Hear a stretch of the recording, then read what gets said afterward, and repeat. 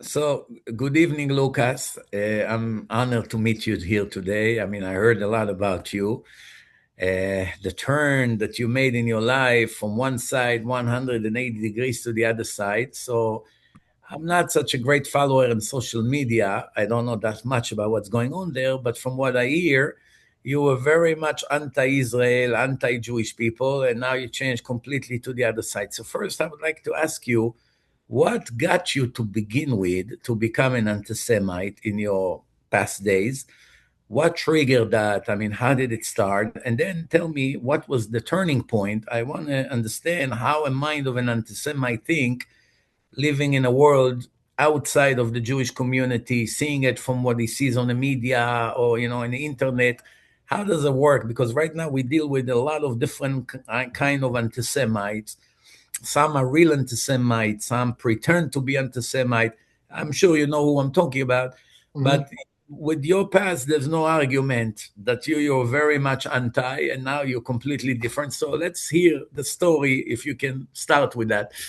Sure. So I was born in Italy. I was raised Catholic. I came here when I was 2 years old, and I lived in New Jersey my whole life. And living in New Jersey, had Jewish friends, not like rabbis like you, but I had regular, secular Jews. They married the Gentiles, all that stuff. So I never had a problem with a Jew in my life. Didn't even know what a Jew was. I thought a Jew was just someone who didn't believe in Jesus Christ. That's it. So you the First Testament, and then Christians with the Second Testament, the New Testament. That was it. Never had a problem with Jewish people. And then eventually 9/11 happens. And so I go to war in Iraq 2 times. And then I learned that my experience there was a lie. I said, well, who lied to me? So I look at all the conspiracies, the George Bush and then the Illuminati. But eventually you learn it's the Jews, right? And so I said, well, who hates the Jews the most? Hitler. So I read Mein Kampf in 2012, and I'm reading the book like you read the book. I remember one of your lectures, and he says, everything's the Jews, the media, academia. I go, the banks. I go, oh my God. And I Google it, Jewish banker, Jewish media. I go, and then when I say it out loud, I get attacked by the Jews. I go, oh my God, he's right. So that's how I started becoming anti Semitic. And then I hear about these Jewish organizations, lefty groups opening the borders, and we got to destroy the white race because the Holocaust. And so a lot of this lefty liberalism, this communism, which you saw yourself, drove me to fight the Jews. Now, the Jews that he knew were like the ones you were talking about, these communists, these ones who integrated. It wasn't the rabbis that were a big problem, right? But he didn't care. He said, you know what, you guys are a race. Once he made you a race, it didn't matter if you were religious or secular or whatever kind of Jew you were, you had to go. So I became that way too. Eventually, over the years, at first, for me, Rabbi, I didn't really hate anybody. Okay, the Jews, there's good and bad in there. But a couple years ago, after October 7th, and after a lot of these people attacked my family, I got swatted. You know what swatting is? When they send the police to your house with the Yeah, guns and yeah, yeah. everything. Some Why? Israelis got really mad because I went crazy. I don't know if you saw my videos. I was really big anti-Semite, screaming like Hitler, going, went to the maximum. A lot of it was to get the people riled up. But you see what happens in Gaza, the babies Yeah, exploding, and yeah. nobody likes that. Plus, I have PTSD from the war, and I went overboard and I started calling Jews demonic and satanic, and you guys are a race and you're all evil. Even the good doctor is evil. Not necessarily that the doctor's doing evil, but he's only good to protect the bad Jews. And see, the thing is, Rabbi, I didn't see Jews calling out other Jews until I saw your lectures, Rabbi Reuven's lectures. And this is very important for the Jewish community to understand because a lot of them don't want to be, they want to be politically correct. And I'm sure we'll cover that. But so what happened was, as I started fighting the Jews, 14 years, but the last 3 years, really bad. I started calling myself an anti Semite. Never in my life would I say, I'm an anti Semite. Never. I say, I am an anti Semite. I don't care. And I wanted to push people not to be afraid of the word because I think the word is being overused, but also to not be afraid of the Jews. Okay, let's push back against the Jews. Let's fight against Israel and everything. But eventually I started to see on my own side, hey, we're fighting the Jews because they lie. Then why are you lying? Why are my own fellow Gentiles scamming other Gentiles with cryptocurrencies, lying about being holy Christians while they're cheating on their wives, or they're drug abusers, they're at the casinos, they're gambling sites. I don't understand. That's an Israeli gambling. So what are you doing? Aren't you an anti-Semite? So I was like the only anti-Semite, really, because I truly didn't talk to any Jews other than my doctor. She's nice. She didn't know who I was. But all these other people, they're anti-Semitic, Jewish business partner, Jewish cameraman, Jewish sponsorships. I'm like, these people are fake. What's going on with these people? I really became one because I wouldn't even talk to a Jew. Okay, this would never have happened a year and a half ago. But in public, Rabbi never disrespected anyone. I live by Lakewood. I live in Brick. All Lakewood, right. all the Jews go to Costco. They wear the Yeah, piyot. yeah, yeah, yeah, yeah, yeah. Never have a problem. Hey, you go ahead, you sir. I have 5 kids. Go ahead, you go. Always nice. No one ever knew I was the guy that the until I started cutting the flag and all that. But still, I never took my activism into public. Okay, so I always had respect for people. But online, I was a maniac. So, long story short, once I started seeing my fellow Gentiles act like Jews, because Jews always lie, they always steal, they always cheat, all this crazy stuff. What are you doing? So I became a hypocrite. I saw it was hypocrisy. And that I hate the most is hypocrisy. So the second I saw it in me and these people, I realized, wait a minute, if I even am with them, I'm a hypocrite. Why am I hating the Jews? And I thought the Jews were a race. You're not. And I also thought you guys are one thing. You're not. You have different opinions. Even the Talmud is multiple rabbis arguing. So once you realize the Jews are not a monolith, they're not a race. They have, shared genetics, but they're not all the same. And they don't act differently from everyone else. They're good and bad. Why am I an anti-Semite? And I just snapped out of it after all this time. That's the long story short. It's amazing. Now, one question: how Sure. did you find me? Like now, you're in a process of fighting and online. How do you find me? Like someone sent you something I say Yeah, that so it's the funny part is all the anti-Semites have their favorite rabbis. So you were going around with the Hitler clip. yeah, Remember, you got yeah, to understand it came to my hand. Hitler, Yamak Shima, remember that? yeah, yeah, Funny clip. And then Rabbi Reuven's another one talking about usury and the cash advance business. So yeah, this yeah, is the first time we saw a lot of the anti-Semites like me, but the first time we saw Jews calling out other Jews, because we don't see that much. We've seen like Galad Atzmon talk about Jewish power. Not many Jews call out other Jews. So we're like, well, maybe the other ones are in on it or they don't want to talk about it. But we see you as a rabbi talking about it. Another one, Yosef Ben Parot, I saw his lecture yes, on the Holocaust. He said the same thing. Trotsky destroyed everything. yeah, There's yeah, anti-Semitism in Russia. We all thought it was a Jewish thing. A lot of Jews involved, but even Jews are persecuted. Religious Jews are persecuted. So that's how we came across. Many of us came across you. Many of us have shared your lectures. You see a lot of people sharing your clips now because yeah, it's yeah. funny and it's true. So a lot of the anti-Semites have their little favorite rabbi, especially the ones who are not politically correct. And that's the theme here that I think Jewish people need to understand and your community. Yeah. Okay, so it's first of all very interesting. Uh, I always say that it's really foolish to generalize about nation, about race, about color. It's very, very not smart because you have good and bad in every race and in every city and in every family. You have good people and bad people. You have decent people and you have non-decent people, Jews, non-Jews. To generalize, it's stupid. To say all goyim are like this, all Jews are like this, all black people are like this, all Arabs are like this. It's all nonsense. You have good and bad in everywhere.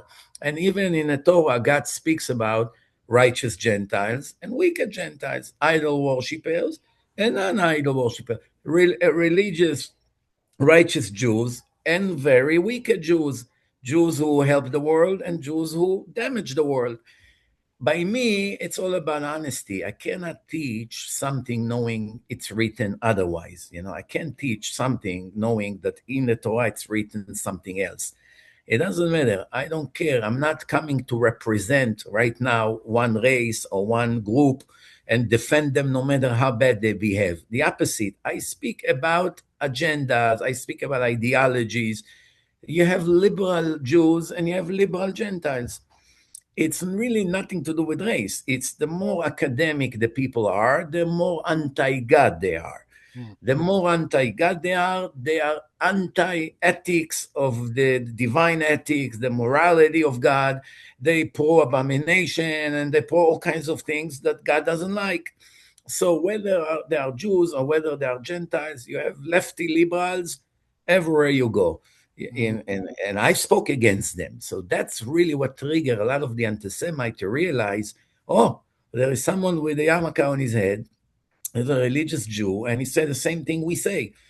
And the truth is, many of the things they complain about, it's 100% truth. And I say that even to Sneako, if you watch that debate I had with him, I I did. told him, I rather live with a righteous Gentile that behave modest and is not a racist, is not a threat to my life, whether he's Muslim or Christian or anything, that I rather live with someone like this that love God and try to be a good, decent person than to live next to liberal Jews who are wicked and desecrate the Sabbath and they pro abomination and corruption and they pro Hamas terrorists and they go against their own people and there are some of them socialists and communists. I don't want them around my children. It has nothing to do with Jewish, not Jewish. First, these people are a danger to society. And again, some of them even, they're not really originally Jewish. They think they are, but their mother is not Jewish. According to Torah, they're not Jewish. They have a last Jewish name like Stern and Horowitz or Cohen, but reality-wise, they're not even Jewish, some of them. Some of them have a non-Jewish name, but they are Jewish. It could be Christopher, it could be something like that, but the mother is Jewish. So, so reality wise, it all begins with people generalizing. That's a very, very foolish thing. When you generalize, you're hurting a lot of good, innocent people. Now, today, after you made your change, and I heard that you went on shows and you're pro-Jewish and you talk about your mistakes, and I'm sure you're being attacked by some of your followers. So let me ask you, those followers, when they see you repenting in your ways and you're changing a direction, how they respond? Are they, some of them are admiring you for being brave and come and say, I was wrong, or they all automatically get upset because they feel like you betrayed them? How does it work right now? No question, many of them feel betrayed because at the level of anti-Semitism I wasn't this fake anti-Sem. Oh, they literally think I'm getting paid to betray them. They think I got the 7,000. They think they really got his family this time. Or they think, did they find child porn in the computer? Like anything but maybe he learned something. And a lot of things, Rabbi, a lot of the things that are said about Jews, like the Talmud, all these quotes out of context are not even true, for All example. taken out of context. Right, exactly. There's so many different things that I learned that were not the case. So when I learn what's not the case and I start saying, hey, this is not the case. Oh, you got the 7,000. Oh, you're a Zionist. They were saying Bibi died for a week and all the videos are AI. I said, no, they're not. And they got you. I'm like, why are you lying about Bibi he's not dead. He's literally outside. But No, all he's these dead. It's so the crazy. So conspiracy I've been getting theories, pushed. What's but that? the conspiracy theories is it's in 2 3 days everyone will know it was just a Right, lie. but they don't correct themselves. Even the big resistance. I've had friends in the resistance, big accounts. Look at what happened. BB's fake. I said no. And what happens is when you start calling them out, they start thinking you betrayed them, and I couldn't take it anymore. So yeah, I'm getting a lot of hate. I got a lot of love for the Jewish community coming to me, but also a lot of people are questioning. I don't trust him. Maybe he's tricking us, which is fine. I'm not worried about that. I know what's in my heart because I went to the extreme, Rabbi. I literally became extreme. Thank God I didn't hurt anybody, and I wouldn't. I never would. But Lakewood was scared. That's why I had dinner with them to show them in a kosher restaurant to meet people and talk to them that I would never hurt you. But I'm former military. I said I'm going to go all in. I'll die for my people. All this nonsense that I was saying because I was really upset, and they were afraid. But I went through it all, and the people now that I made anti-Semitic, by the way, there are some people I made them. They're worse than me, and they're calling me the traitor. They think I've betrayed everyone and taken the money. So Your it's former almost like student. Like, it's like Yeah. karma. Yeah, it's like karma. is like, are you talking about like Nick Fuentes, like guys like that, like Tucker? No, no, no. I never talked to Tucker. I never talked to all these. I know Nick a little bit. We've been friends, not close friends, but we've been friendly with each other over the years. He doesn't hate Jewish people. If you watch his show, he doesn't hate them at all. He doesn't want to hurt them. He just fights against Jewish power. But these other people, I mean, a lot of these are anonymous people who attack me. They have no face, no name, cowards, and they just want to fight something in their mind. I understand why they feel betrayed, but they're not listening as to why that I've opened my mind. And I say I want to build bridges. That means I want to make a connection between Gentiles and Jews and have conversations like this. Doesn't mean I'm 100% completely convinced of everything. I'm still learning new things. I'm still learning about what happened on October 7th. I'm still learning about the creation of Israel. I was watching your whole thing about Palestine, how these people came over here, they made an identity, and the Israelis did too, and they're fighting for it. So everyone's got a different narrative. I'm still new to it. So I've only learned about the pro-Palestine side. And I said, well, the Jews are always lying. I never even listened to the Israeli side. I didn't even bother because they always lie in my mind. See? So now that I'm opening my mind, I'm listening to everyone, and they don't even want to hear that. Let me ask you a So question. Let me ask you a question. The Jews, they are not a violent danger to Americans, right? Nobody thinks that the Jews are going to put bombs and shoot people on the street and scream Allahu Akbar and shoot Christians or burn churches, right? It's never happened. It will probably never happen. Unfortunately, the way the Muslims, some of them, of course, I don't want to generalize, they're very good Muslims, but even 1%, you know what, let's go for the minimum number 1% from 2 billion people. 1%, you're talking 20 million people here that are very, very active in terrorism. They are terrorists, or they are pro-terrorism, or they sponsor terrorism, or they spread their agenda, and millions of them live here in America. I mean, you can go in New Jersey, in Brooklyn, you see a lot of people that they are potentially, some of them are very dangerous. Now, let me ask you a question. As an American nationalist, anti-Semite, whatever you want to name it, don't they see that the danger to them is much, much bigger by what so-called Palestinians? There's no such thing, Palestinians. It's a big scam. There's no such thing. There's no such a nation, Palestinians. This is one of the biggest scams that you find today in the world, because this is just regular Arabs from different countries, include Yasser Arafat, the head of the Palestinians that came from Kuwait, all of them from Egypt, from Jordan, from Iraq, Lebanon, Syria. They came from different Arab countries. They were under Egyptian control. And in 1964, Yasser Arafat formed the PLO, Palestinian Liberation. And every one of them, you can see by their name. El Masri is from Egypt. El Baghdadi is from Baghdad. Some of them from Lebanon, from Beirut. And they all gathered together. They used to be under Egyptian control, who used to be very tough and torture them a lot, and Jordanian control. And then when Israel formed, after the 6-Day War, and they came to the control of the Israelis, and the Israelis gave them freedom. Nobody raped them, nobody attacked them, nobody bombed them. The Israelis the Arabs that lived in East Jerusalem, they ran away, and Moshe Dayan, the minister of defense, called them to come back. We're going to give you Israeli IDs. There are close to 2 million Arabs living in Israel. There are lawyers, judges, doctors. The prime minister of Israel, Ehud Olmert, was sent to jail by an Arab judge. So you see, Israel is a democracy, and the Arabs in Israel have full freedom, and some of them are very, very rich and very powerful people. The hospitals are full of them, the nurses. They have complete freedom. There's now one difference between me, an Israeli citizen, to an Arab Israeli citizen. Complete freedom. And some of them, if they want, they can even join the army. So there's nobody comes to an Arab and say, oh, you're an Arab, you cannot do ABC. There's no such thing. They never were oppressed by the Jews. This is all a lie.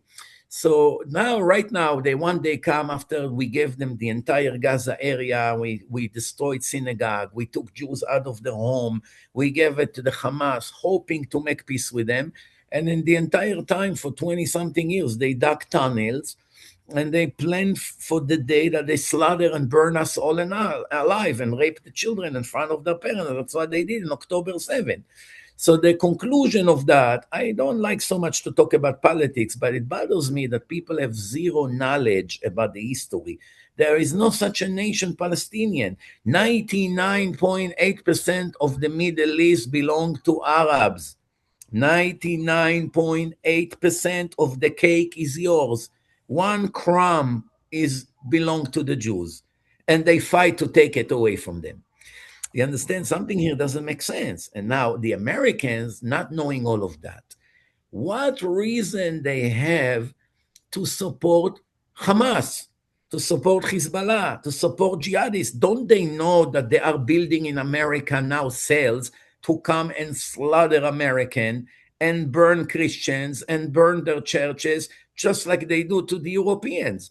Don't they see it, these anti-Semites, that those fanatic terrorist Muslims are a billion times more dangerous to them than some successful Jews who control the finance or the banks? Don't they see the difference? What's going on over here? I'm trying to understand. How can they be? Yeah.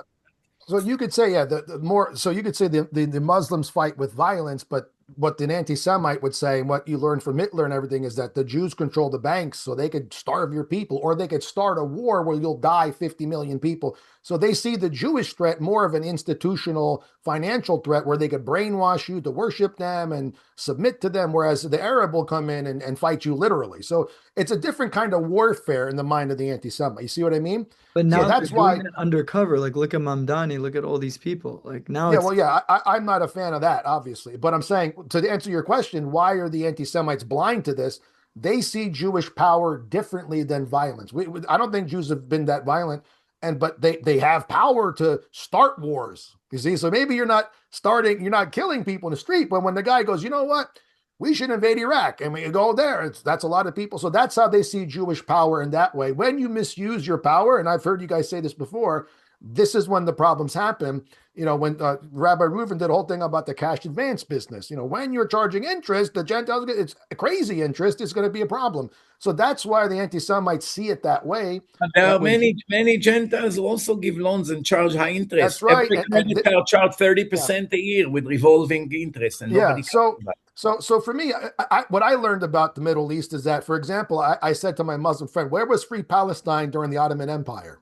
Nowhere. How about the it. British Mandate? Nowhere." So Mm. what I learned was there was these Palestinians, like you said, they started to create an identity. The Jews were already coming in 1800s. They were buying land legally. 1880. Yeah. That's where So I didn't the know that because, see, from you know what they say? They say the Israelis start October 7th, and then everyone gets mad. The Palestinians start with the Nakba, everyone gets mad. But there was Haran massacre in 1929. There was killings before that. There was There was fighting all no the time. state of Israel. There's no.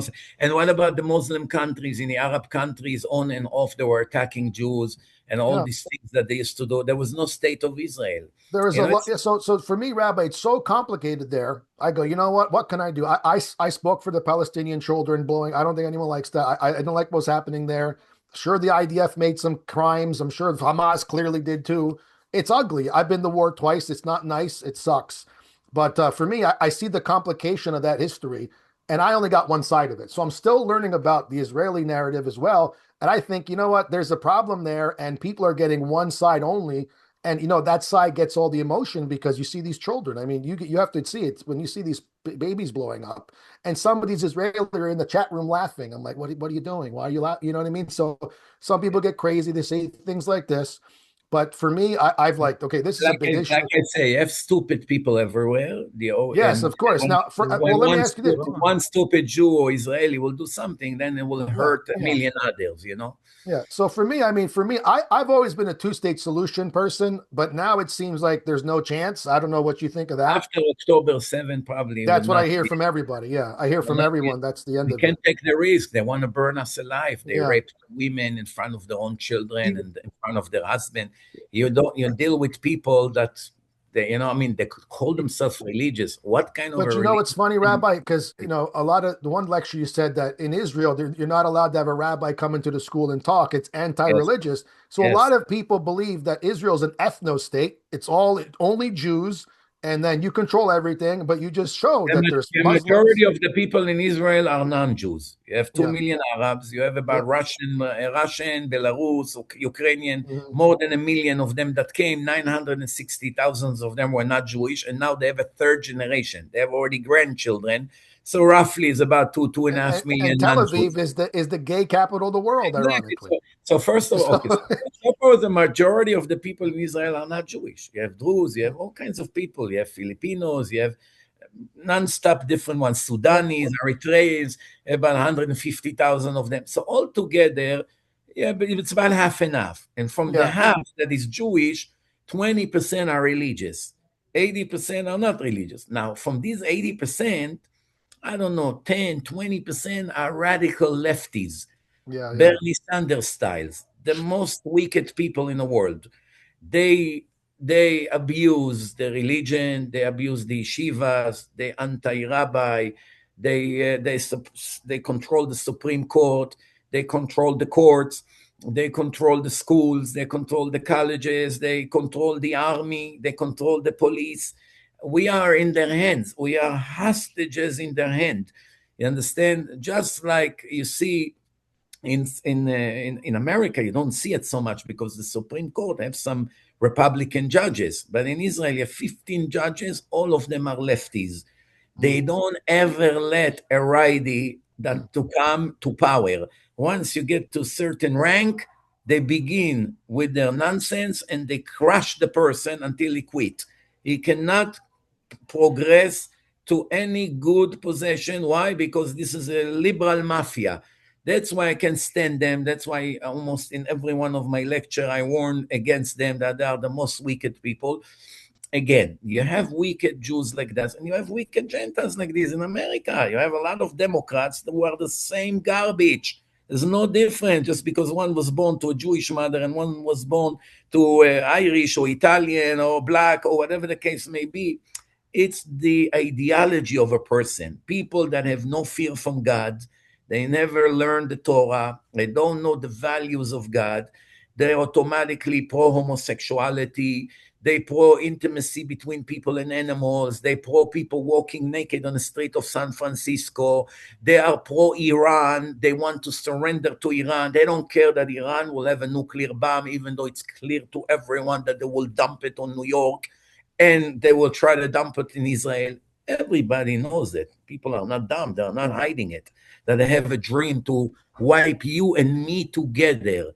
They don't hate you more or less than me. They hate you. They hate me. If they can kill you, they'll kill you. If they can kill me, they'll kill me. They say it. They do it. They sponsor terror everywhere. Believe me, if they have the power to shoot a missile with a nuclear bomb to New York, they would not hesitate for a second, especially when they know there's so many Jews living in New York. And don't think that they care that also many Muslims live in New York. You have close to 1 million Muslims in New York City. They would kill them just as much as long as they can kill 2 or 3 million Jews. They shot a missile. It fell almost on Al-Aqsa Mosque. Walking distance. It's half a block. It fell from the mosque. What do you think? They're dumb? You see that they hit, every one of their missiles hit their target. Even in There was Israel, when they shot missiles during the war, it almost hit Arab. I don't know if it hit or not, but Iran was actually trying to shoot the mosque. They actually tried to shoot the most important mosque in the world in Jerusalem, right by the Western Wall. So what I'm saying is like this. Look, let's talk for a second about what you said, that Jews are in power, Jews control the bank, Jews in politics. You know, this is a democracy. It's a free world, free speech. Everyone can achieve any goal he sets for himself if he's talented enough. The Jewish people are special people that are blessed by God. Even Christians who are religious understand that. They read it in the Old Testament. God said to Abraham, those who will bless your children will be blessed, and those who will curse them will be cursed. And throughout histories, all the empires were trying to defeat the Jews and wipe them out. The Jews remained in the world, and all these empires completely gone from the world. The Romans, the Greeks, the Babylonians, the ancient Persians, the Philistines, and many other countries are all gone. And the Jews are still around, and they're very talented, and it's written in the Torah, I will scatter you among the nations as a punishment. I will send you to exiles. I will kick you out of the Holy Land. But at the same time, in every place I would put you, you will always be the highlight of the place, and everyone will aim and target you. You will always be the most important thing, no matter where you live. And it's always been like that. Now, you have to understand one thing. Nobody prevent in America any Gentile from being a judge or a successful lawyer or a great surgeon or a politician or a senator or anything else. It's a free world. You're smart, you have a high IQ, you are devoted, you learn many, many years, you become somebody important. Jews, non-Jews, it's a free world. The Jews, when I said the Jews control the bank, the Jews are brilliant people. They go to the best schools, the best universities, and they become specialists in finance and in medicine and in science and in philosophy and in many, many things. Many professors, many great doctors. Look, the Jews in America are 5-6 million, and there are about 400 million Gentiles. The Jews and the Gentiles contributed the same amount of doctors to America. It's unheard of. A group of 5 million and a group of 400 million supplying the same amount of doctors and lawyers to this country. So you see, something here is out of the ordinary. Also, Nobel Prize. Jews are 0.25% from the population in the world. There are 8 billion people in the world. The Jews are about 15 million. That's it. It's a crumb. And they are in the highest when it comes to Nobel Prize winning. And in many, many things. Also, the Jews are very big in donations. A lot of philanthropists, you can see the top 100 billionaires, they give tons of donations. They donate to Africa and to AIDS and to this and to that. So many donations they give. They do donate to the Africans, they donate to the black people in America. They donate to university, to research. The Jews contributed a lot to the world. The wicked liberal Jews, just like the wicked liberal Gentiles, are very bad for the world. And I repeat, it's not only liberal Jews, there are also liberal Gentiles that are crazy. They are pro everything that God hates. So do you think I care when I target this wicked person? Do you think for a second I care if he's Jewish or not? When I attack the liberal, do you think, oh, that's a Jew, so let's go easy on him? No, that's a Gentile, so let's go hard on him. If you know me and you listen to my lectures, you know that by me there's no such thing. There's no discrimination for good or for bad.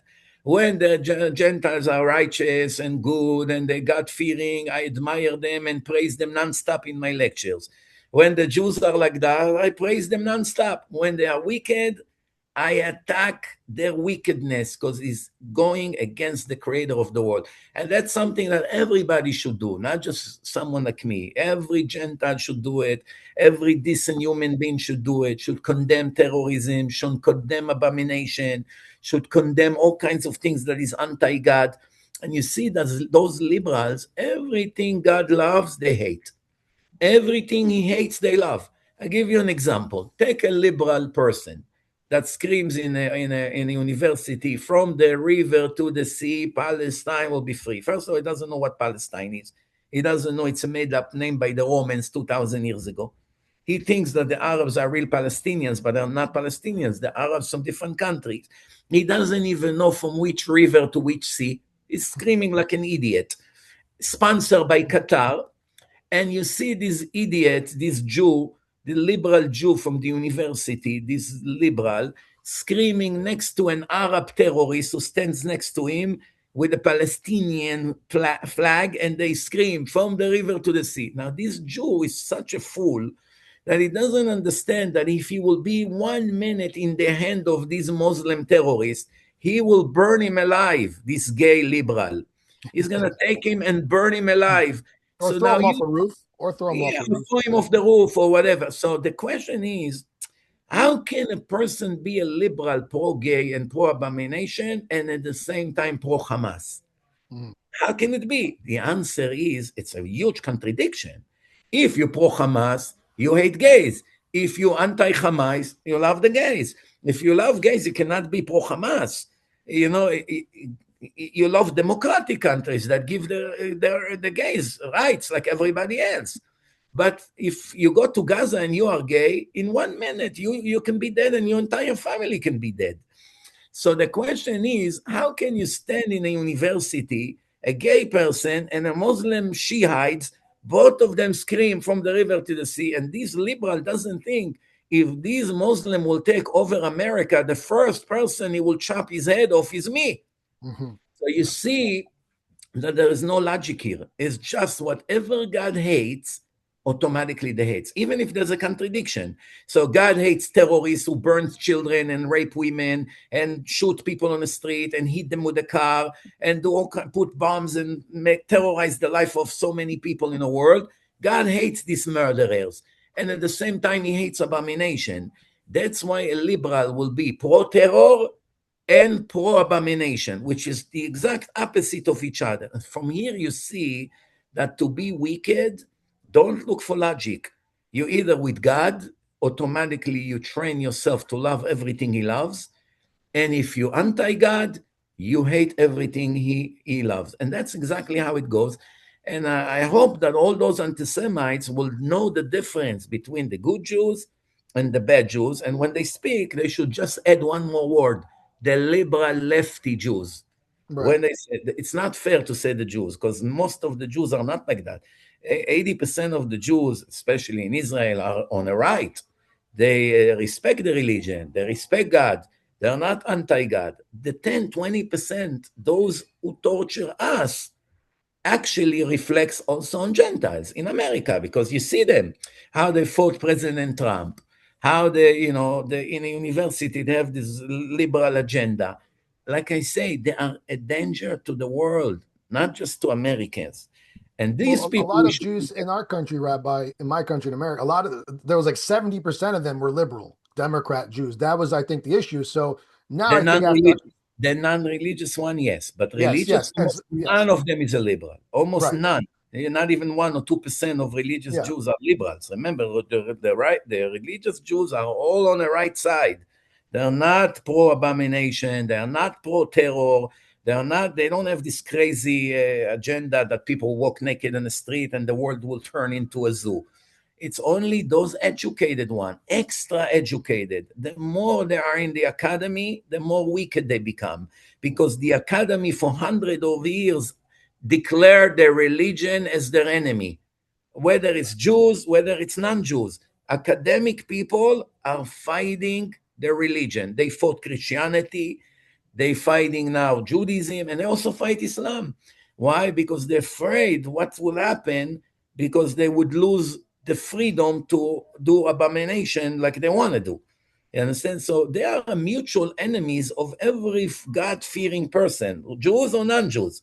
Every God-fearing person that love God and wants the world to be a place with morality and ethics, and that people would live in peace and harmony and respect each other and condemn all the negative things, should target liberals, not liberal Jews, all liberal people, as danger to the world, because they are danger to the world. Right. So what I wanted to say was what I'm saying in America, there's so many liberal Jews. That's why people go, oh, because you see George Soros, and in Sweden you see Barbara Specter open the borders, and that's the thing about why this anti-Semitism is growing, because of these types of Jews. Like, we're going to destroy your country, this and that. So the Jews I've been talking to many Jews on private, different rabbis, yourself now, even secular Jews, but a lot of them share the same exact values. They're not racist against my people, the Gentiles who are white or whatever. They don't want to hurt me. They have the same values, conservative values. They're not pro all the stuff you were mentioning. But the ones we know of that are put in our faces with all these memes and all these claims are usually liberal Jews. And even you said when your lecture about Hitler, he ran into these non-religious Jews. And he said, well, look at them. You see, he wasn't after the rabbi. He probably didn't even Look, care. it's written in Hitler's Yeah. book that the reason he hates Jews because they left God and they Communist. became communist Yeah. and they made problems in Russia. And before they do the same thing in Germany, we have to stop it already. The problem with Hitler that he ignored the fact that there were 30% religious Jews, righteous Jews, people that are suffering from those liberal communist Jews. Remember, this is a mutual enemy of decent people. So they're not enemies of Gentiles. They're enemy of every God-fearing person. So I suffer very much from George Soros. Hussein Yes. Obama was his best friend. He sponsored a lot of his lefty liberal craziness. So, I mean, you have a lot of Gentiles who work together with him, get billions of dollars donations from these lowlife. He gave $33 billion to liberal agendas, to promote his liberalism, to promote all the garbage that he believes in the whole world. In the Holocaust, he betrayed his own people. He Yep. was snitching to the Nazis where the Jews are hiding and where their money is hidden. That's the reason the Nazis didn't kill him. So he is an enemy of all decent Jewish people. He's not just an enemy of Gentiles. He's an enemy of humanity. You have to understand, you and I are in the same side. The people that are not liberals, the people that are God-fearing, even though we have differences in the religion, like you may believe in JC, I don't, but it doesn't matter. But overall, we want the world to be a decent place. Rabbi Avigdor Miller, which was the biggest rabbi in America, and he was asked about 35 years ago, is it good that the Christian church was dominant so much in America for hundreds of years, or it would be better that instead of Christianity, it would be atheist that run United States. You know, people that with no religion, no God, cancel the religion, should be all secular people run the show. Or even though we disagree with Christianity and we believe that it's partially idol worship. It worshiping, is, yeah. idol worship, but is it better that Christians, that some of them are idol worshippers, would run the country, or secular people that there will be no idol worshipping and no worshipping at all? And he said we have to thank God that the Christian people runs America. Well, not so much anymore today, but No. 40, 50 years ago, they were very dominant. We have to thank God that they are in charge of America, because they made America a place with values, with all kinds of ethics, and they follow many of the things that we follow in the Torah. They adopted it in their religion, and they were very much in the 60s anti-homosexuality. It actually was breaking the law. If someone was an homosexual in the 60s, they would go to jail. Mm. You know, so the Christians made a lot of good laws in America, and those were the glory days of America. I remember someone told me in the 70s, early 70s, in a public school, boys would come from one street and the girls would come from a parallel street. They won't even mix between the boys and the girls. And when the teacher spoke, they got up and say, "Yes, sir." And people had uniforms, and no one was a drug addict before Woodstock days, you know, in those days. You know, people were not mentally sick like today. There's so many people who changed their sex, so many confused people. Everyone is marked with billions of tattoos all over their body. People don't know what they live for. Nobody knows the purpose. But when Christians were dominant, even though they follow a human being and that's their God and they believe in him, but at least they follow, you should not kill, you should not steal, you should not cheat, you should not rape, you should believe God, you should pray, you should say thank you for the food, you should have mercy on the widow and the orphans. And there were so many things that they spread in America. But the problem is, as soon as they eliminate the religion, even Christianity, look what happened to America. Look what's going on here in universities. Look, it's complete infidels and heresy everywhere. So Rabbi Avigdor Miller said we have to thank God that the Christians run America. So we know to appreciate the good things they did. The problem is, unfortunately, that when a person is an anti-Semite, he cannot separate between good people and bad people. And this is my call for some of your students, former students, if they will watch this talk that we have here tonight. Please be honest. If you hate liberals, hate all liberals, Jews, non-Jews, it doesn't really make a difference. A person is not evil because he's a Gentile, or because he's a Jew, or because he's an Arab, or because he's Chinese. That's not what makes him evil. He is either a good person or a bad person, regardless of who his parents or what country he was born. You have good people everywhere, and you have bad people everywhere. And stop with this generalizing. The Jews, the blacks, it's nonsense. First of all, it's stupidity. It's incorrect. And remember, it's torturing a lot of innocent people. And plus, let's talk a little bit about the religion. People that goes against the chosen people. I'm talking now to Christians. They believe in God. They know the Torah. They learn about it in the churches. They know JC himself was a Jew. He died as a Jew. He didn't change his religion. Many years after he died, they decided to teach Christianity in his names. And even in Matthew, in the book of Matthew, I actually spoke about it in my last lecture. I describe a story that a woman came to Jesus and she said to him, my daughter has some spirit in her, possessed in her body. Please cure my daughter. And he said to her, I didn't come for the Gentiles. I came for the Jews, for the chosen people. She said, well, it's anyway, have mercy on my daughter and cure her anything. So he told her something that I was shocked, to be honest with you. I debate Christians for more than 20 years, but I didn't know it until a week or two ago. Someone actually sent me that quote. He said to her, do you want me to leave the children of God and to deal with dogs? Yeah. Now, between you and I, you know, you're born, you're a Gentile, you probably have Christian values, you grew in this culture. When you go to a church and the priest is teaching the book of Matthew, right, or in Christian school, and they come to this paragraph that a non-Jewish woman begged JC for mercy on her daughter, she's sick, and he said to her, I didn't come to help the Gentiles. I only came for the Jews. And she said, anyway, Anyway, help my daughter anyway. So I cannot leave the children of God and deal with dogs. So she answered to him, but even the dogs eat the crumbs of their masters. Meaning, okay, you understand the point. You came for the Jews, you only care about the Jews, you don't care about anybody else, but throw me some crumbs. I'm a human being, my daughter is suffering, help her.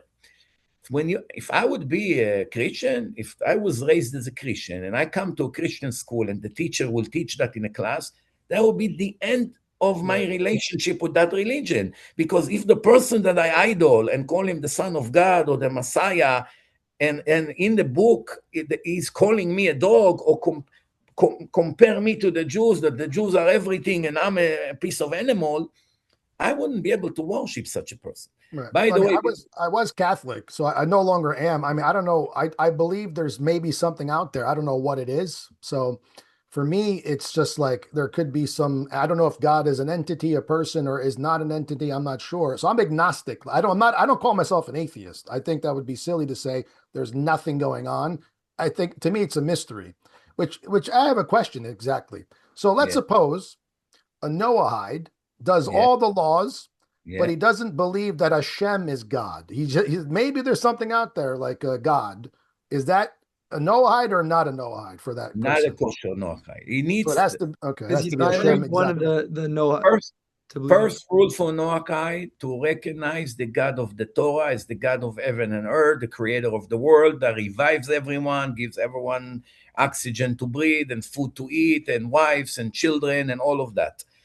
That's first of all to recognize who I owe my life to, who put my soul in my body as a Jew, as a non-Jew. I live here thanks to his mercy, thanks to his kindness. Everything I have is a free gift that he gives me. He puts me over here to be a righteous Jew or a righteous Gentile. That's my purpose in life. I should not kill, I should not steal, I should not be an idol worshiper, I should not eat animals unless they dead first, not to torture them and stuff like that.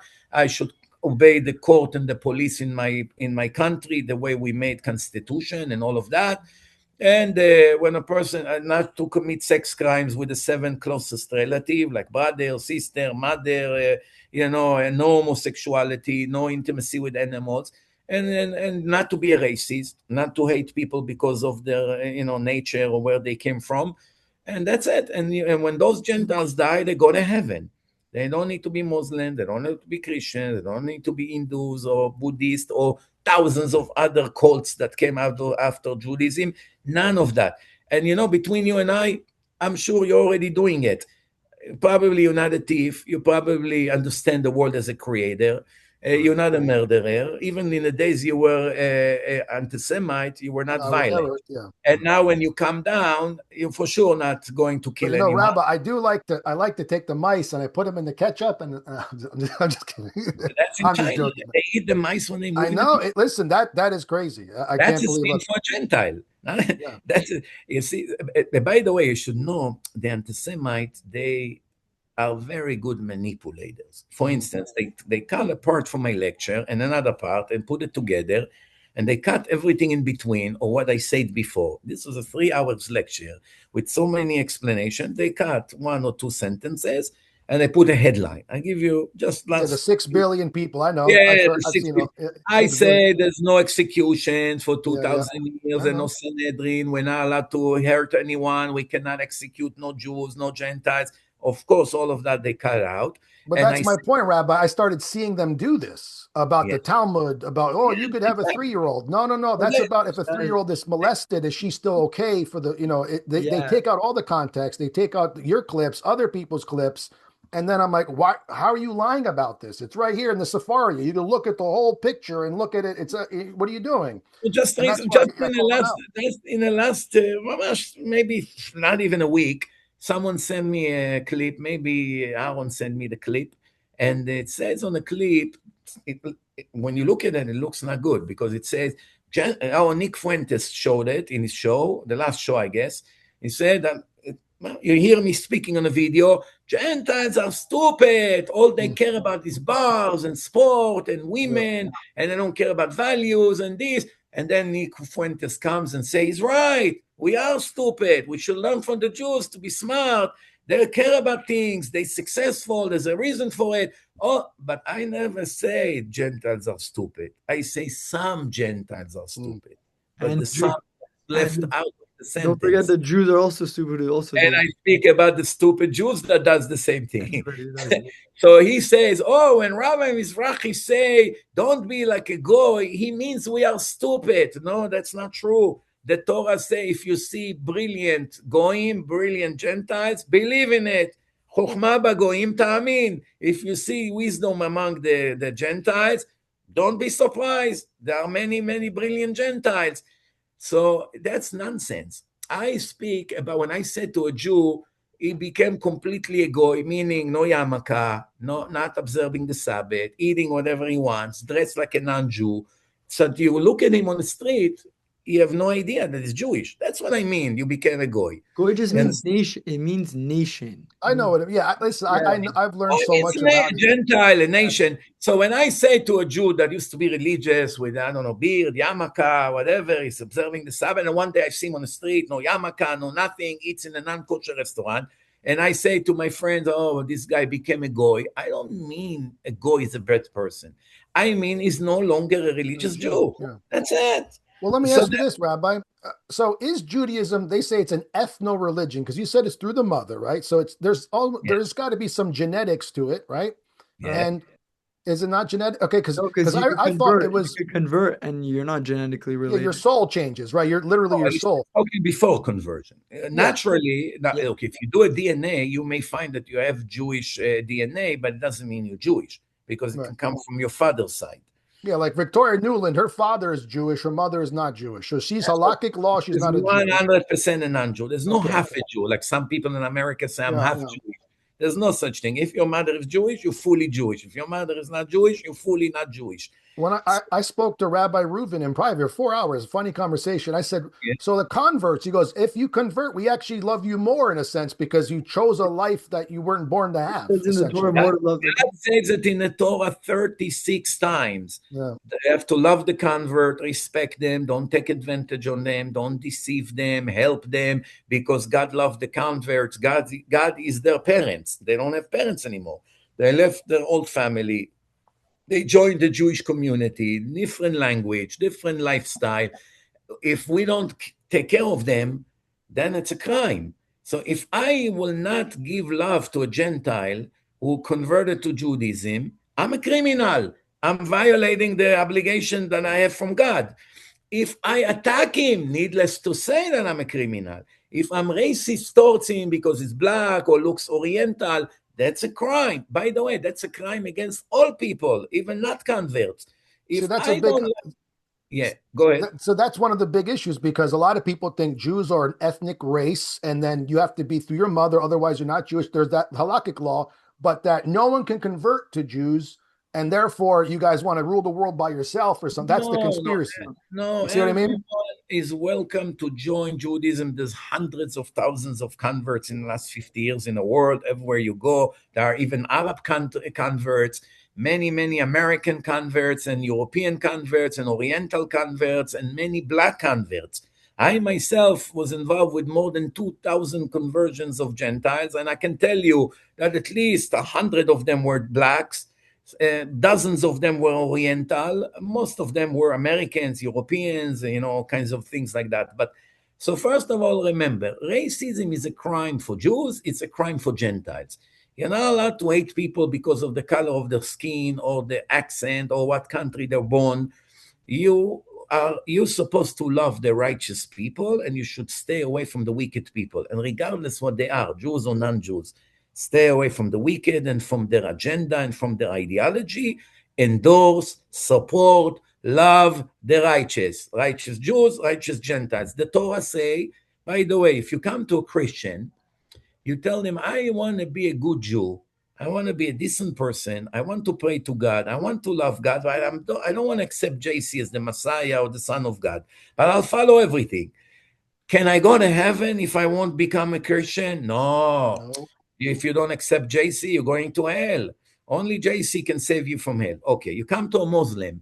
I'm going to be a perfect human being, kind. I will donate. I will learn the book of God. I will do wonderful things to people. but I don't want to convert to Islam. I don't want to accept Muhammad as a prophet, but I'm going to stay a religious person. Can I go to heaven? No, if you don't accept Muhammad, Muhammad is the messenger of Allah, you cannot go to heaven. You come to a Jew, you say to a Jew, I want to stay a Gentile. I don't want to convert to Judaism. I want to stay American. I want to stay Irish. I want to stay German. I want to follow my culture. I want to be a Gentile.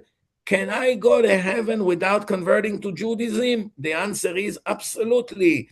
It's better for you not to convert. Stay a Gentile, keep the 7 laws, be a decent person, love God, don't hate people, and you go to heaven. No, but if I don't become a Jew and I don't accept the books of Judaism and I'm not going to learn the Jewish religion, I can go to heaven? Absolutely. It's in the Talmud.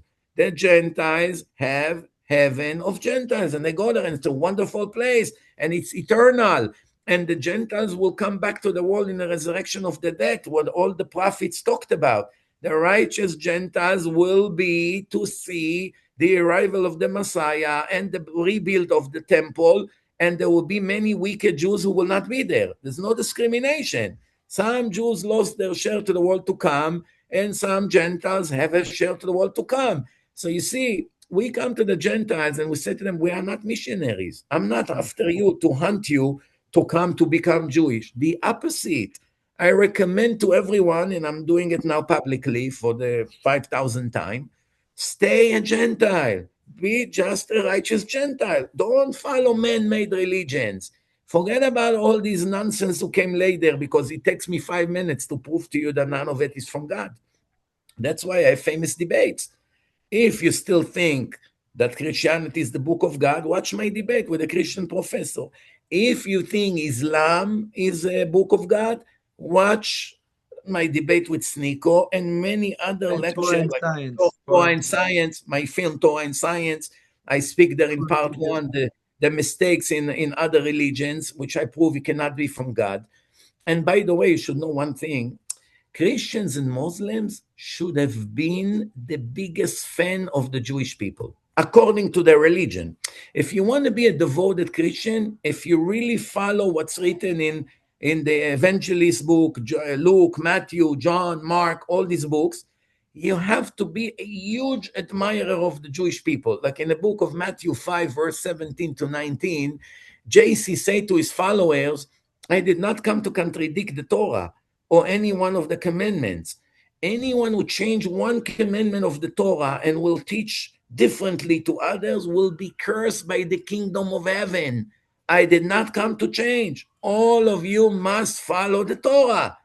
Now, if you are an admirer of JC, you have to be a religious Jew.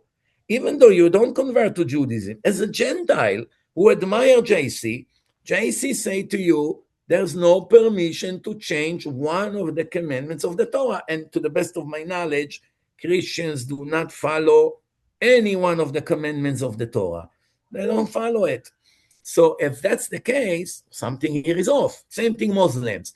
In the book of the Quran, it admires the Jews. God saved the Jews, the chosen people. He sent them prophets. He brought them to the promised land. Musa brought them to the promised land. Muhammad said, if you have any doubt about something that I taught you in the Quran, you have to go to the Jews who got the Holy Torah before you. The Torah is more important than the Quran. You should ask the Jews what to do. Now, in the Quran, you don't have one word about Jerusalem, that it's important to Muslims. Only Mecca and Medina. They don't speak about Jerusalem. And then there's now one word about Palestine in the Quran, even though the Romans were 700 years before Islam, and they already called Israel Palestina. The Romans named Israel Palestine. This was way before Arabs even came there. There was no Islam. So in the Quran, Muhammad knew that the Romans called Israel Palestina, but there's not one word about it. There's not one word about Palestinians in the Quran. There's not one word about Jerusalem belongs to Arabs. It says in the Quran it belongs to the Jews. Muhammad trusted his Jewish neighbor to hide his sword by him. He's the only one he trusted. He did not put his sword. He used to kill people with his sword. They live by the sword. He didn't trust any Arab. He gave it to the Jew. He said to the Muslim, we're not allowed to eat pigs. Chazir, because the Jews, we're not allowed to charge interest like the Jews. We pray 5 times a day like the Jews. The Jews in Yom Kippur pray 5 times. This is all imitation of Judaism. Why would you not leave the source and go to an imitation? And plus, if you are a devoted Muslim, you must be a huge admirer of the Jews. Everything you have came from the Jews. Without the Jews, you wouldn't know about Abraham. You wouldn't know about Ismail. You wouldn't know about your nature. You wouldn't even know where you came from. The Arabs wouldn't know anything. Before Muhammad came, they were all idol worshippers. One good thing about these Islamis, that he took all these Arabs who didn't have an official religion, everyone was a different idol worshipper, and he united them under monotheism. They believe in one God. Yep. And that's why they hate very much idol worshipping. Do you see the Muslims all over the world, they're constantly burning churches. What do they have to do with churches? Christians are not threats to Islam. The Christians are not declaring a war against Islam. The Muslims are occupying all over Europe, United States, everywhere, and they have freedom of speech, freedom of religion. They get permits to build mosques. They're controlling cities of America, and nobody do anything about it in the name of democracy.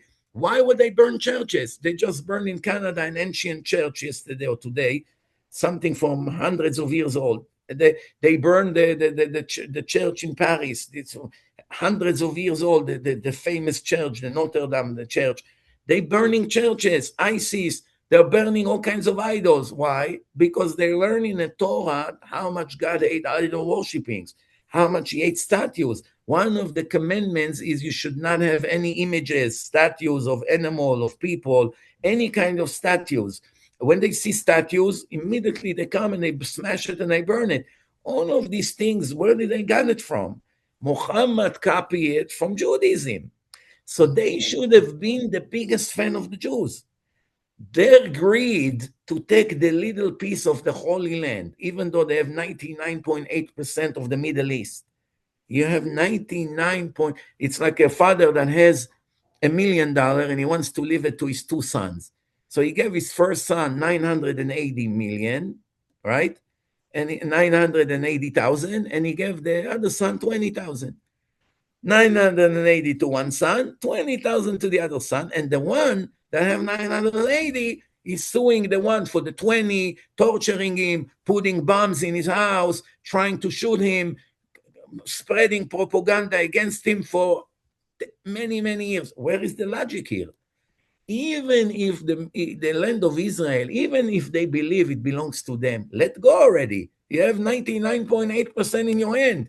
Leave the 0.2% to 10 million Jews. They have a place where they can raise their children. No, they don't rest until they kill all of us and they take the land.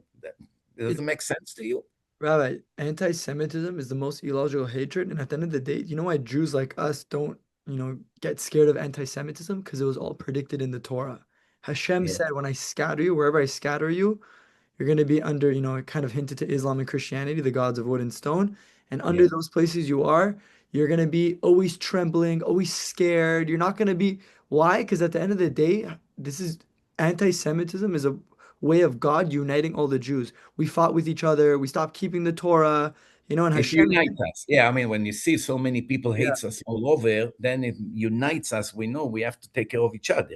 So that's God's all way. The secular Jews woke up from all the anti-Semitism going. People had no Jewish identity, but now because of October 7th and all the anti-Semitism on social media, that's what's bringing them back to their Judaism. So it's funny. Some guy told me that because of me, he started looking for Jews.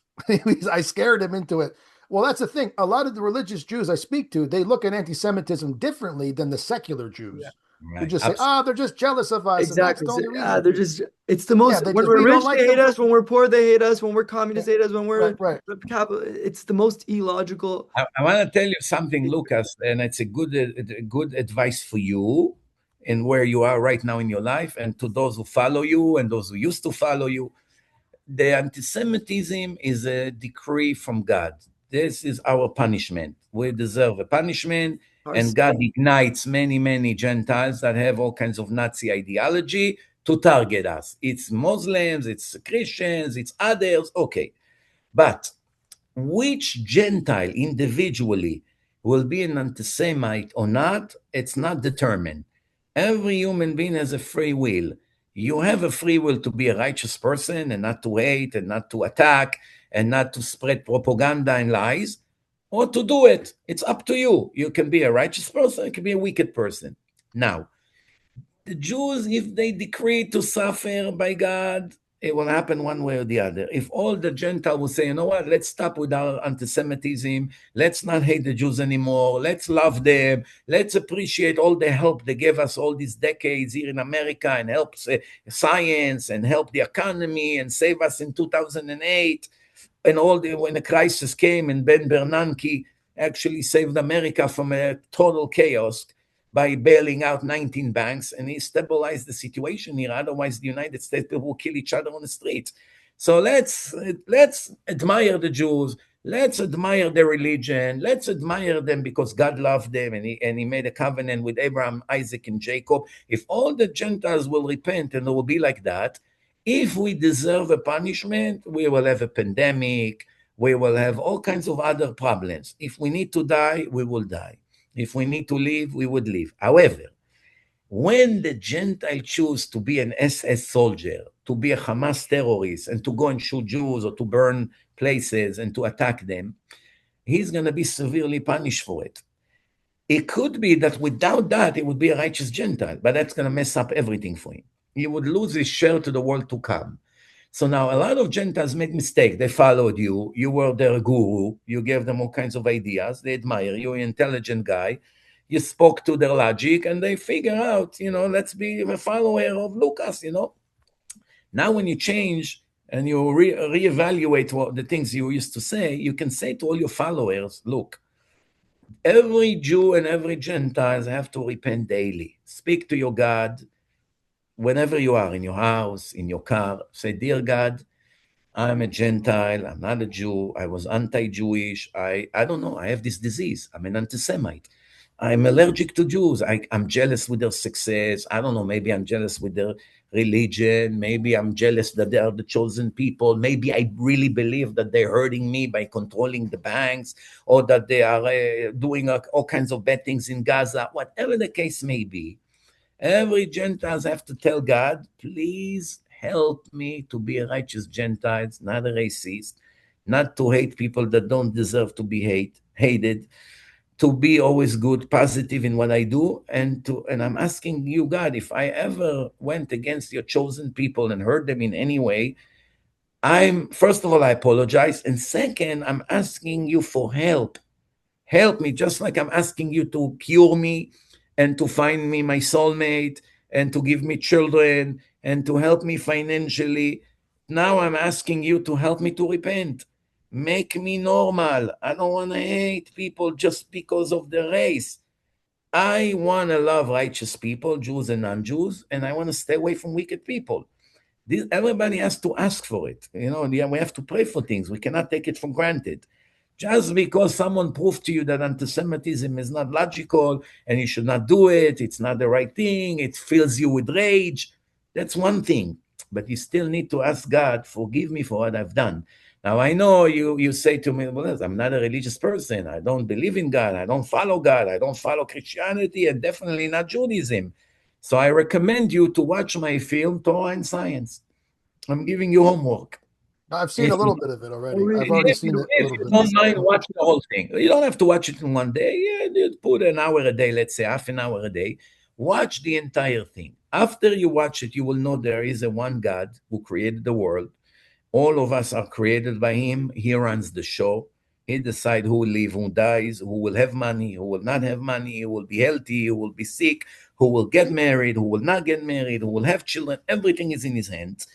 Every person has free will. You can prove 100% that the Torah is the book of God. The Jews got it in a public event in front of millions of people in Mount Sinai 3,300 years ago. And from that moment, the Torah applies to Jews and Gentiles. You have all the answer that Gentiles need. How to be righteous Gentiles, how to go to heaven, what's recommended for Gentiles, what's allowed, what's not allowed. Everything is in the Torah. So now, after you watch it, you will know the purpose of life. You will know there is life after death. You will know about the existence of the divine soul that will never die. All of that you will know 100%, just like you know it's night right now. There's no doubt about it, right? If someone asks you, is it day or light, or light or darkness outside, Dark. you know it's dark, right? It's not maybe yes, maybe not. It's not open for negotiation. Once you watch Torah and science as a Jew or as a non-Jew, if you have a little bit honesty in you, and I see that you do, because when you The stand in most front of the whole honest world, person. I watch his videos, Rabbi. Oh my gosh, like I've never seen somebody so honest before. okay, so Oh, too obviously to stand honest. in front of the whole world and say I was wrong, you need a serious honesty The and courage. Two things you need. biggest moda emet, admitter of like to admit you're wrong is the hardest thing to do, you know? It's Okay. crazy. I can't Well, believe So I hate lying. So, I mean, when I find out I'm a liar, I'm a hypocrite, even on accident, even if I make a mistake, I fix it. And people think that's a lie. I'm like, what do you want me to I do? Lie promise you, about the if mistake? all the anti-Semites will be like you, there would not be any anti-Semites, because at one point you will see that what they say it's not correct. They make up a lot of Well, that's what I'm assumptions. doing now, Rabbi. You know, all the things that I did say that I found out were false, I'm fixing all of them. Just for me, even just for myself, it's right. And then a lot of Jews are go, oh my God, I can't believe he's the one. You know, I don't know if you heard that song, Rabbi, Boom Boom Tel Aviv. That was me. I made that song. Billions You of meant that? Wow, wow. that They was were all me. singing. They were all singing that. Yeah, yeah. Yeah, everyone's dancing in Thailand, China, Iran. They're Yeah, doing the but I parade. tell you what, okay, look, you made mistakes, but now you have an opportunity to turn those mistakes into honey. Spread it to all your followers, spread it to every talk show you go on. Tell the people to watch my film Torah and Science. Remember, it wasn't made only for Jews, it's for Gentiles as well. Once they watch that, let them decide what they want to be. They want to be religious Gentiles, meaning follow the seven laws, they go to heaven, not to be an anti-Semite or racist or to hate people because of their nature. It will only good for them. They're not doing me a favor. Well, for me, Rabbi, whether I believe what I watch or not, irrelevant to me is that I want to make sure people get to see people like yourself speak without all the propaganda and the memes and the lies and the movies that because what's happening, there's so much of that. A lot of it's from lefty people, by the way, but there's so much going on that I learned that was false that I thought was true that they don't even get to listen because here's the thing, once you believe like Hitler believed, the Jews are genetic people, an ethnicity, they're a race. It's not that no one else does what you do. He believed that you do it more. You do more crime than more people. You see, it's numbers, it's probability, it's The Jew will statistics. be when it comes to the You see bad, what I mean?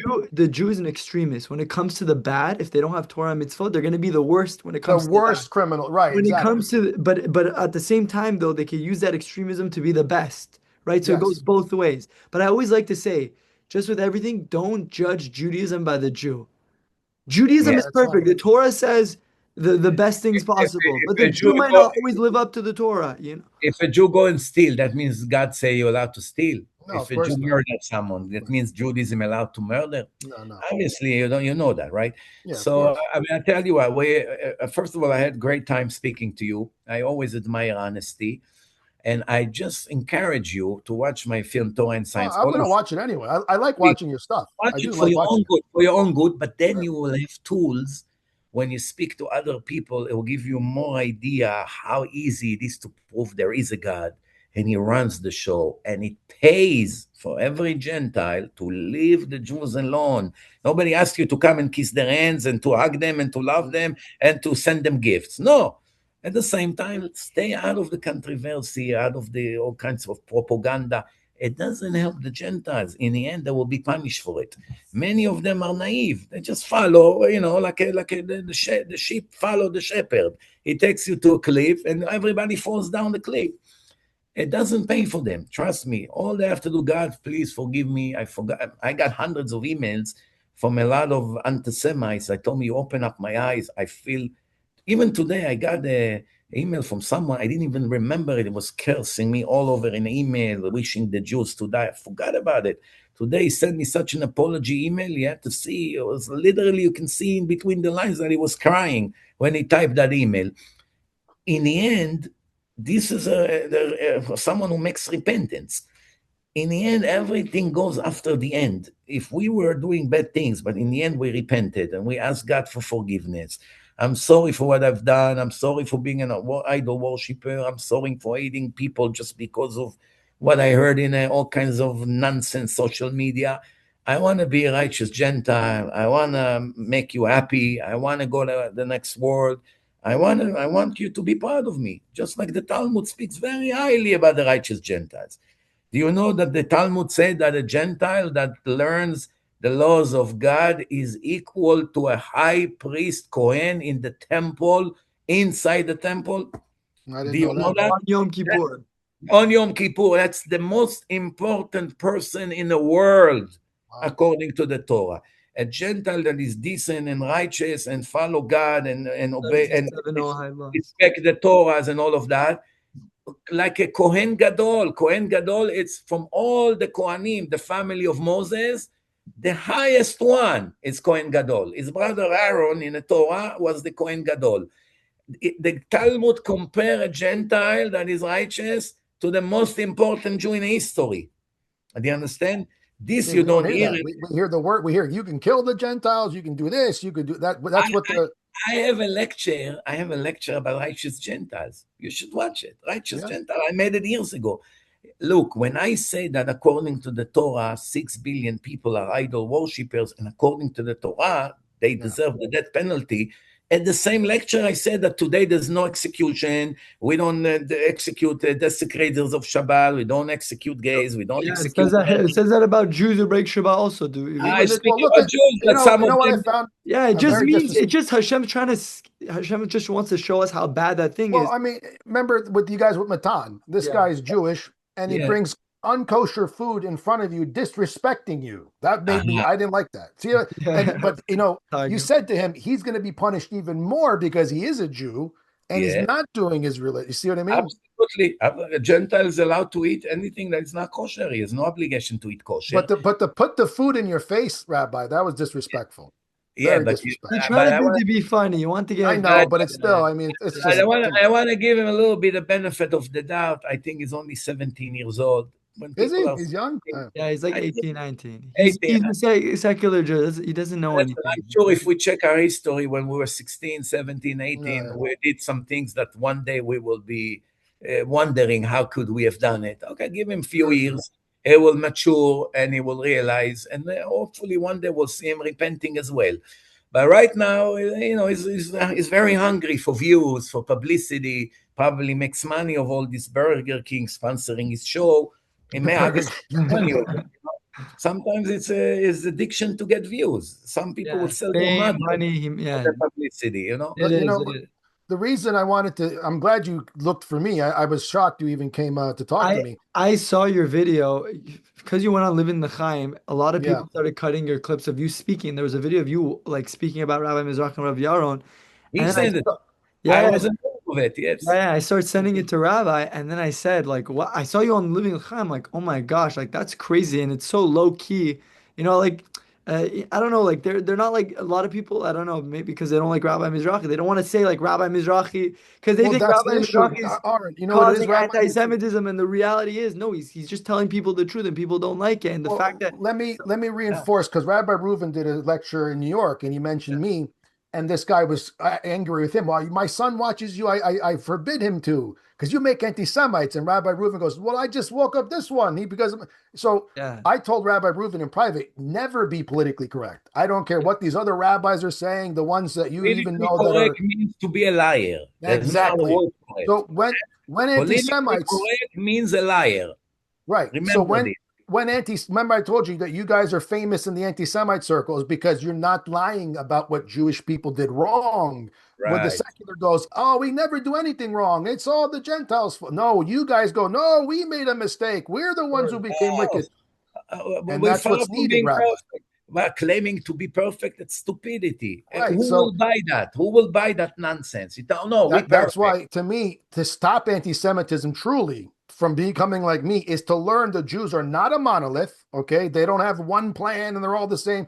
And there are wicked ones and there are good ones, and the good ones need to be seen, and they're not seen as much. they Because win. let's say a Yeah, lot of they win the the public. rabbis over here in Lakewood, they don't even have the internet. They Yeah. don't even have a phone, right? So Yeah. you guys you're invisible to most They're Gentiles. dominate. Also, remember, there's hundreds of millions of anti-Semites. There's only 16 million Jews in the world. Yeah. They dominate the algorithm. Yep. They're dominating. There's nothing, they and it's so funny the views that how they twist And things. then a lot of the Zionists don't do you any favors either when they say crazy things sometimes. I know you guys are pro-Israel because the Jews are living there, but We, even the Zionists, we, they're atheists. Herzl we, was an atheist. I Yeah. He I converted want you his. to understand, we are not Zionists. Zionists Yeah, are anti-God. They're anti-Torah. They fight the religious people in Israel. They fight the yeshivas. They hate me. The Zionists in right, Israel, all right. the socialist There's like communists. religious Zionists and secular But you, Zionists. you Yeah. support the Secular. Jews there because there are people there, obviously. But the I state of support the Israel, Jewish people. I don't want them to yes, be butchered. There's 10 million right, Jews right, or 8 yes, it's million Jews. right. I don't want the Hamas to burn them alive like they did in October 7. Mhm. It Yeah. doesn't mean I'm a pro any one of those politicians. All these Mhm. politicians, most of them are against the Torah.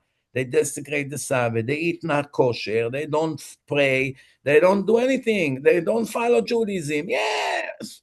Before the election, they put a yarmulke and they come to an event and they give nice words from the Torah, 2, 3 sentences. I'm not fooled by that.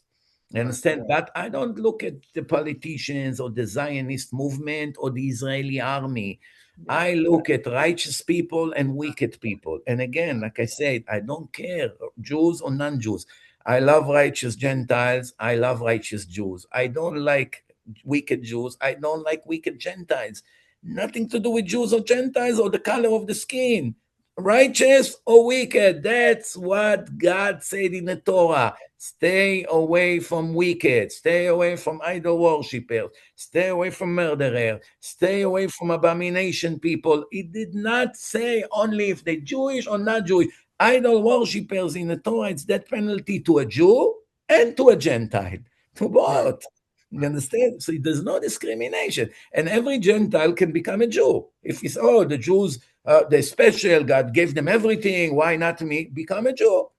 It's an open club.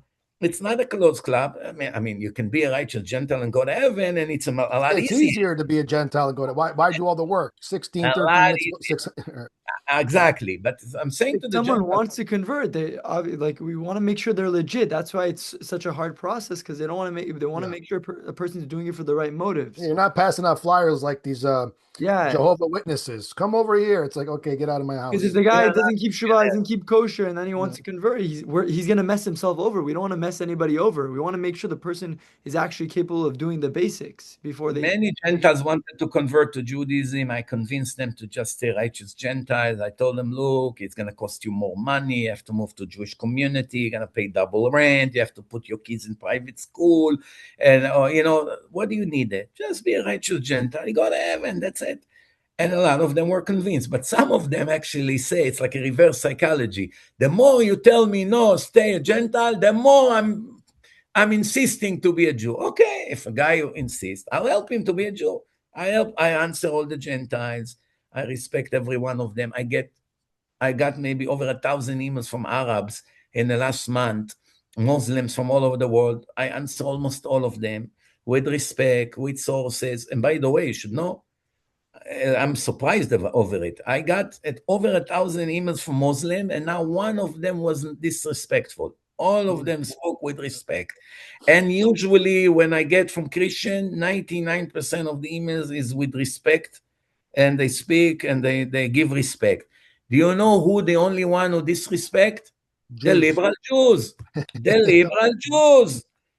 You understand? Yeah. So now let me ask you a question. When a Gentile speaks to me about God and about anti-abomination and asking question about idol worshipping and try to challenge what I say, I answer him with 100% devotion and respect. But when I see a liberal communist who wants to burn the book of God and turn the world into a zoo, do you think I care if he's Jewish or not? This is a threat to humanity. So that's how we all have to look at it. And we have to forget about Jews, non-Jews, righteous or wicked. And what's with the wicked?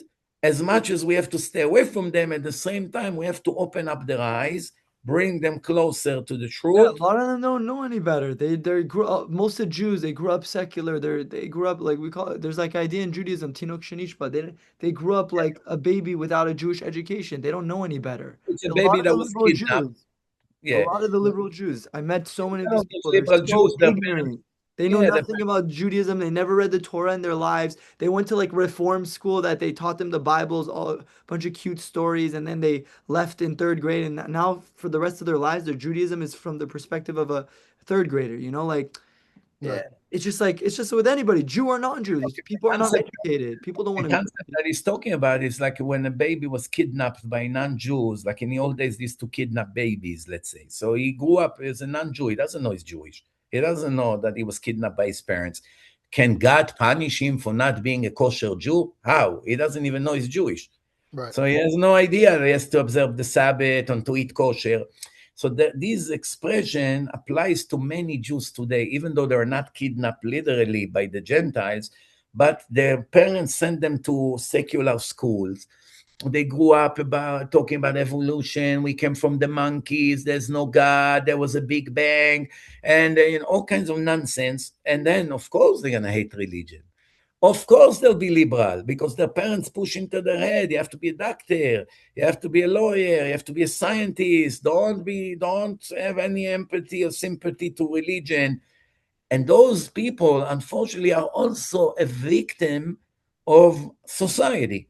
You understand? Some of them causing us damage to you and me, but they're really not guilty if you really think about it. They Yeah, have they no don't idea. even know what they're doing. Oh, Right. tell them No, the no. story of the liberal people in Tony Lapide's party. That whole Yeah, I actually was able to make the two most liberal anti-Torah people in Israel that form the biggest party in the Knesset that they are devoted to destroy Judaism. That's their goal. They happened to be in one of my lectures. They didn't plan to come. Someone died, and I came to pay respect. And they asked me to give a speech, and those two couple were there from the neighborhood. They were completely anti-religion, and they came to me after the lecture and said, "Wow, we are shocked. We're fascinated. It's the first time in our life we hear a Torah speech. We cannot believe it. We are so embarrassed to tell you who we are. We started the Shinui party in the Knesset that it has only one goal, to destroy religion. And this is the first time in our life we hear about the religion for the first time." This is Mm-hmm. couples that were almost 60 years old. They Wow. formed a party in politics in Israel that had one thing: vote for us, that we should destroy the religion. And now, for the first time in their life, they heard the speech, and then I went and spoke in their house a week later, and they became fully religious. Do you see what's going on? These Mm-hmm. were two liberals, wants to burn the Torah, wants to burn the name of God, include all the rabbis, and in 1 to 2 lectures, they became such righteous, decent people, changed their entire agenda and the entire, look at life, the way they look at life, Worldview, yeah, the worldview. 180 degrees, completely. You're not going to believe. When you saw them a few months later, you would never believe that these people were liberal, anti-God people. So this is an example of many American Jews who were raised here in America. They went to public school. They have no idea what Judaism is. They don't believe in God, and that's the results of it. And they run to politics, and Mm-hmm. they have liberal ideas. They Look, make another version of God, the communism, socialism. They pick another ism. Instead of exactly Judaism, they make exactly. another ism of Wow, God and they go with that. And, exactly. uh, and by the way, this problem, like I said, doesn't exist only by Jews. It exists by Of Gentiles. Some course. Yeah. Gentiles also are atheists, also anti-Christianity, also anti-God, also hate churches, also hate everything that smells like religion. For the same reasons. Their parents did not want them to be religious. They brainwashed them against God from a very young age. And they are the liberals in Congress, in the Democratic Party. Some of those people are not Jewish, but they're very much big danger to the world. And that's, I think, where we should conclude about it. First of all, I had a great time speaking to you. I always admire honest people that can stand and say I was wrong. I'm changing my views and things. I'm investigating. I'm giving you a push and a little homework. If you can watch Torah and Science and share it with your followers, and they can listen to all my lectures. It's free for everyone. They can download my app. And hopefully we'll have another talk in the future. Keep up the good work. Anytime. Rabbi, I was gonna say, because you keep talking about Noahide laws, there's this book. It's one of the best books. It's a Shulchan Aruch for Noahides. It goes through all the Noahide laws called the Divine Code. It's one of the best books, Haskama from amazing, like big rabbis. This book teaches a non-Jew how to keep all the Noahide laws. So it's a very, very good book. It's called the Divine Code. They can order it online? Yeah, it's on Amazon. It's like, I don't think it's too expensive. It's a pretty thick book, but it literally goes through all the laws, brings it down. It's unbelievable. Fantastic. Yeah. Very good. Well, for me, I just want to build bridges so people can see the other side of the bridge instead of the propaganda. And I just wanted to do that to, for me, I think it's the right thing to do. Rabbi, I could have disappeared off the internet, delete everything, but I said, no, I have to make peace with these people. I did so much damage and I said so many horrible things. Let me at least make peace and then we'll see what happens. But for me, I feel so happy the war between me and the Jews is over. And then whatever comes from this, good. If nothing, okay. But you know what? I had to do this. It's the I highest could not live my life with these contradictions. It's very important, but remember, you have to share it with as many people as you can. Well, people will see this. Yeah. One day you do more good than bad. In the end, the scale will turn to the positive side. Because remember, like you say, you still have a lot of students who makes damage. Continue to spread that propaganda. Some worse than me. Some worse than me. Obviously. I also want to say, all this is, this is the reasons why I told Rabbi to go on Sneako and to go on Matan, because I know these type of guys, all the secular Jews in the world, especially in America, their eyes are on all the anti-Semites. Like they know what Sneako's saying. They know they're watching Nick Fuentes like all day, And I was thinking to myself, like, Rabbi, you want to get to all these Jews and help them connect to God and do their mission and become better people. Like you gotta get on the internet. You got to go through these people, because once Nick Fuentes talks about Rabbi Mizrachi, he's going to reach them. So I was going to say the same thing for you. Obviously, thank God you're not like them. Lahavdil, you're a righteous person who wants to do the opposite and bring people, make people realize what, that Jews aren't bad. But so many Jews are listening to you. A lot of secular Jews are listening to you. So maybe not only is your mission just to help, non-Jews stop being anti-Semites, but even to help the Jews who are lost to connect back to the identity. I'm telling you, some Jews have been driven to. One guy called me from Canada. He was one of the managers of a WWF wrestler. He said, you scared me, but there was something about you. You were so honest, but you scared me. I had to look for my fellow Jews. And then all of a sudden I found them. So it was kind of funny because it happens to be someone like me who could drive people in different ways. So direct them to us. Let them explore more of their Judaism, and you get a share in it. You get your reward. Biggest mitzvah. Yeah. So, but I was an honor to speak to both of you, rabbis. Thank you so much. Thank you so much. Okay. All the best. Thank you so much for coming. Really appreciate it. No problem.